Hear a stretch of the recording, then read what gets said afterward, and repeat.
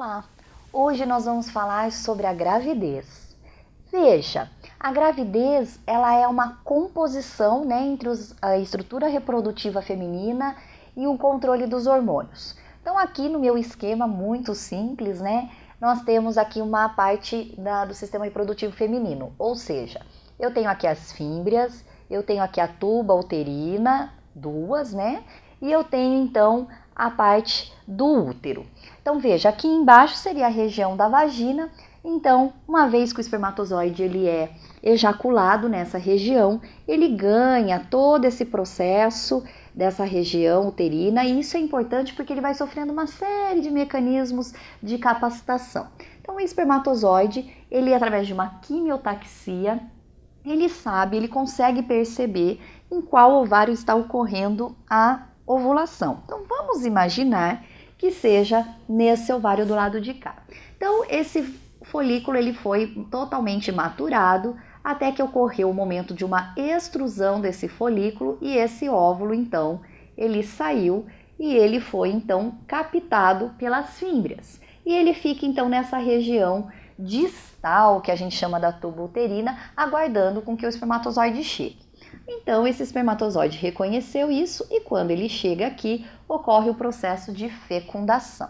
A partir desse momento, dessa fecundação, essa estrutura, que na verdade eram duas células gaméticas, agora passa a ser uma estrutura única, que a gente vai chamar de um embrião.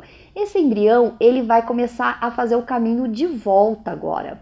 Voltar para onde? Vai voltar para a região do endométrio uterino para que ele possa se fixar. Durante esse processo da volta, e quem faz com que esse caminho fique mais fácil, são várias estruturas de movimentos ciliares, são na verdade vilosidades que nós temos aqui, que vão fazendo esses movimentos, e esse agora embrião, então ele vai fazendo esse retorno. Durante esse caminho, ele vai sofrendo vários processos de divisão, 2, 4, 8, 16, 32 células, e ele vai então se deslocando. Quando ele chega aqui na região do endométrio, então ele se instala.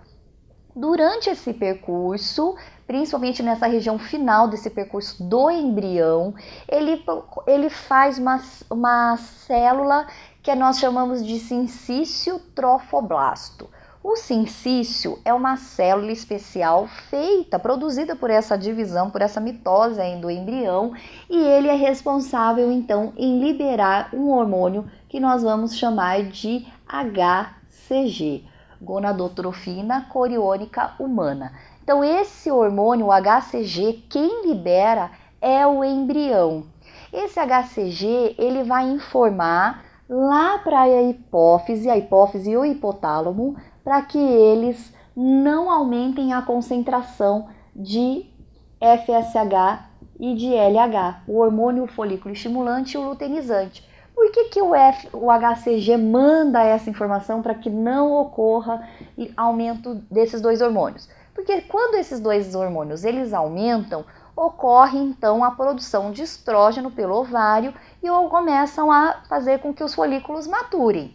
Então, o HCG, como já aconteceu a fecundação, ele manda uma informação e diz, olha, não precisa mais mandar esses hormônios, porque agora esse corpo vai ser preparado para que ocorra o processo de implantação e de desenvolvimento fetal. Então, o HCG é importantíssimo. Ele vai aumentando a concentração conforme esse embrião ele implanta no útero e até que seja formada a placenta, ele vai liberando e produzindo altas concentrações. E aí existe um teste que a gente faz quando a gente tem o primeiro sinal de que a menstruação não veio, houve uma falha.